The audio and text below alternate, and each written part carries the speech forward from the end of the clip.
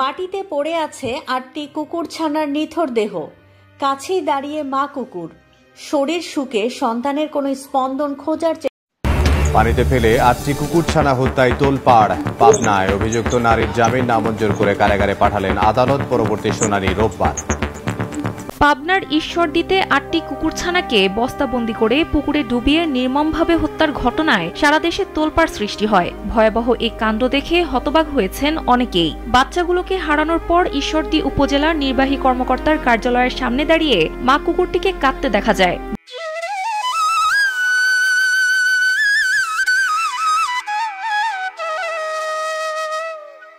মানুষের নিষ্ঠুরতা, ৮ সন্তান হারিয়ে বিচার চেয়ে দরজায় মা কুকুর।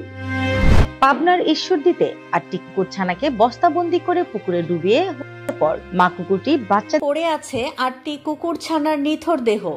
কাছেই দাঁড়িয়ে মা কুকুর, শরীর শুকে সন্তানের কোনো স্পন্দন খোঁজার চেষ্টা করছে। সন্তান মারা গেছে বুঝতে পেরে পাগল প্রায় চিৎকার আর ছোটাছুটি শুরু করে দেয় সে। এমনই এক হৃদয় বিদারক ঘটনা ঘটেছে পাবনার ঈশ্বরদী উপজেলা নির্বাহী কর্মকর্তার বাসভবনের সামনে। এই ৮টি কুকুরছানাকে বস্তায় ভরে পুকুরে ফেলে হত্যার অভিযোগ উঠেছে ঈশ্বরদী উপজেলা পল্লী উন্নয়ন ও সমবায় বিভাগের ক্ষুদ্র কৃষক উন্নয়ন ফাউন্ডেশন কর্মকর্তা হাসানুর রহমান নয়নের স্ত্রীর বিরুদ্ধে। এ নিয়ে উপজেলা জুড়েই শুরু হয়েছে সমালোচনার ঝড়। উপজেলা নির্বাহী কর্মকর্তার বাসভবনের এক কোণে বহুদিন ধরে থাকত এই বিশ্বস্ত মা কুকুরটি। এলাকাবাসী তাকে ভালোবেসে নিয়মিত খাবার দিতেন। স্থানীয়রা কুকুরটির নাম দিয়েছিলেন টম। ১ সপ্তাহ আগে টম জন্ম দেয় ৮টি ফুটফুটে বাচ্চা।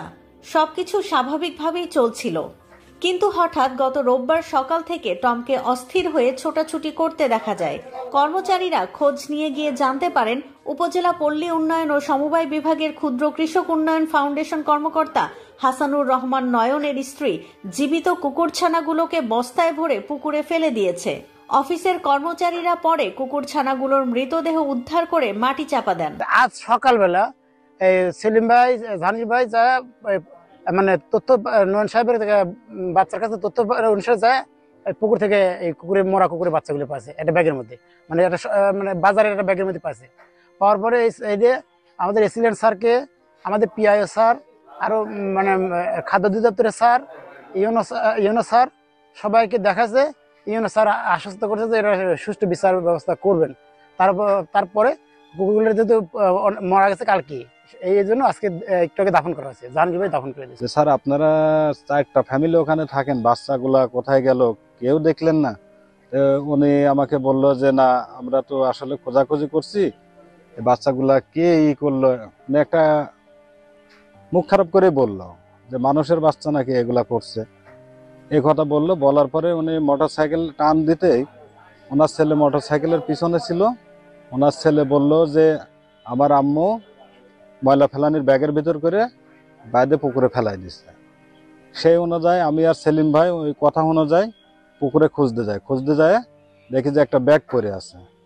সেই ব্যাগ, ওখানে আরেকজন লোক ছিল লিটন নাম, ওনাকেও ডাক দিলাম। ডাক দিয়ে ওনার সামনে একটা বাঁশ দিয়ে ব্যাগটা উঠাইলাম। উঠাই খুলে দেখি ওনার ভেতর বাচ্চা, মরা বাচ্চা 8টা। স্থানীয়রা বলছেন এটি নৃশংস ও মর্মান্তিক ঘটনা। তারা দ্রুত অভিযুক্তদের শাস্তির দাবি জানিয়েছেন। নিঃসন্দেহে এটা বলা যেতেই পারে যে অমানবিকভাবে কুকুরের বাচ্চাগুলোকে হত্যা করা হয়েছে।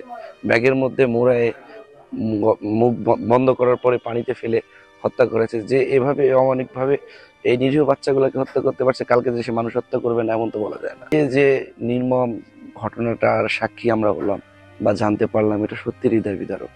এ জাতীয় ঘটনা যেন পুনরাবৃত্তি না ঘটে, এজন্য প্রশাসনের কাছে আমাদের জোরালো দাবি থাকবে, এটাকে যেন শক্তভাবে ব্যবস্থা নেওয়া হয়। এটা আমরা নিজের একটা বিচার চাই স্যারের কাছে। আমাদের ইউনো স্যার যেন একটা সুষ্ঠু বিচার দিলে আমরা সুষ্ঠু হব। আমি দেখছি, আমার দেখার পরে আমার কাছে অনেক খারাপ লাগছে। খাওয়া দিয়েছি ওকে, আর সকালে দেখার পরে ওকে নিয়ে যায় আমরা, তার ওখানে মাটি খুঁড়ে আমি ওখানে কবর দিয়ে আসি। এ বিষয়ে অভিযুক্ত কর্মকর্তা হাসানুর রহমান নয়ন বলেন, তিনি নিজেও কুকুরটিকে ভালোবাসতেন, কিন্তু তার স্ত্রী বিরক্ত হয়ে বাচ্চাগুলোকে কাজের মহিলাকে দিয়ে বস্তাবন্দি করে পুকুরে ফেলে দিয়েছে।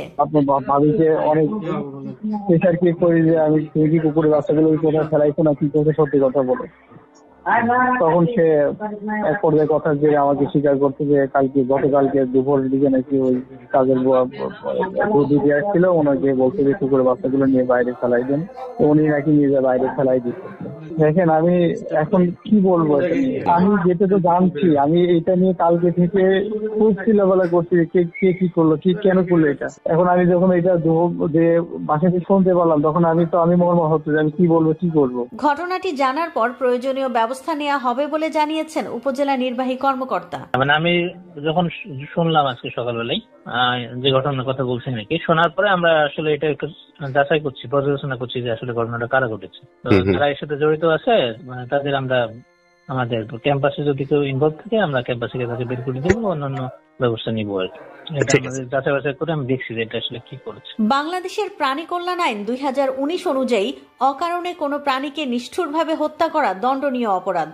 এ ধরনের অপরাধে সর্বোচ্চ 6 মাসের কারাদণ্ড, 10,000 টাকা জরিমানা। পাবনার ঈশ্বরদীতে 8টি কুকুরছানাকে বস্তাবন্দি করে পুকুরে ডুবিয়ে নির্মমভাবে হত্যার ঘটনায় সারা দেশে তোলপাড় সৃষ্টি হয়। ভয়াবহ এই কাণ্ড দেখে হতবাক হয়েছেন অনেকেই। বাচ্চাগুলোকে হারানোর পর ঈশ্বরদী উপজেলার নির্বাহী কর্মকর্তার কার্যালয়ের সামনে দাঁড়িয়ে মা কুকুরটিকে কাঁদতে দেখা যায়, যেন নিজের সন্তান হত্যার বিচার চাইছে মা কুকুরটি। মা কুকুরের আর্তনাদের এই ভিডিও সামাজিক যোগাযোগ মাধ্যমে ছড়িয়ে পড়লে ক্ষোভ প্রকাশ করেন নেটিজেনরা। এই অবস্থায় সন্তান হারিয়ে পাগলপ্রায় মা কুকুরটির কাছে স্নেহপূর্ণ হাতে দুটি নবজাতক কুকুরছানা পৌঁছে দিয়েছে ঈশ্বরদীর একটি স্বেচ্ছাসেবী সংগঠন। আশ্চর্যজনকভাবে মুহূর্তেই বাচ্চা দুটিকে বুকের মধ্যে টেনে নেয় মা কুকুরটি, যেন হারানো সন্তানদের শূন্যতা পূরণ করতেই দুটি ছোট প্রাণ তার জীবনে এসেছে। স্থানীয়রা জানান মা কুকুরটি এখন বাচ্চাগুলোকে দুধ খাওয়াচ্ছে, আদর করছে ঠিক নিজের সন্তানের মতোই। অজস্র আর্তনাদ ছুটোছুটির পর প্রথম